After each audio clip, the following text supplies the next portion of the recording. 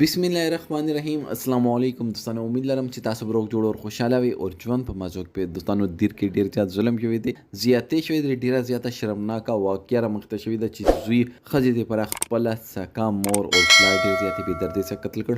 ولې قتل کړل، وجه سوال ګناه یې څه کړې وه دوستانو، دې باره کې به ټول معلومات د ویډیو کې شریکو. او که تاسو ټولو معلوماتو باندې ځان خبرول غواړئ، موږ ویډیو ځان څه تر اخره پورې وګورئ. او چې کوم ملګري موږ په چینل باندې نوي دي هغوی د موږ چینل مخه ځان سره سبسکرایب کړي، ټلې نشان دی وایي تاکې موږ راتلونکي معلوماتي ویډیو هغوی ته په اسانۍ سره ملاو شي. دوستانو دا واقعه د دیر ده چې یو ظالم زوی راپسې اور خپل بوډا مور او پلار ډېرې زیاتې بې دردۍ سره وژني.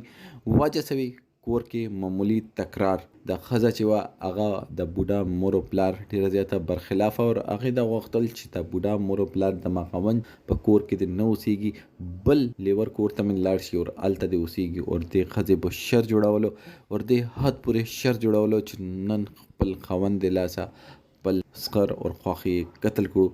خاوند یې په تورو تمبو شاته ده.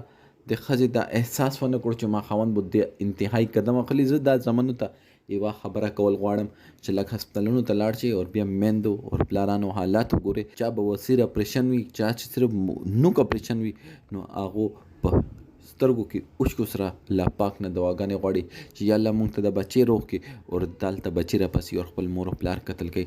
دا مونږ روایات دي، دا مونږ ثقافت دی. مونږ ته مشرانو دا ښودلی دی چې خپل مور او پلار، بوډا مور او پلار چې دی هغه وژنې او ښځې په خولې باندې وژنې.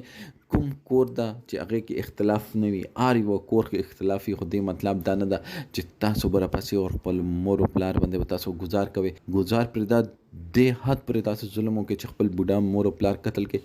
لږ لاړ شئ او وګورئ، که تاسو هغه وخت کتلی وی چې کله تاسو باندې تبې رسي او بیا مور او پلار به تاسو دپاره دواګانې کولې، هغه وخت وګورئ.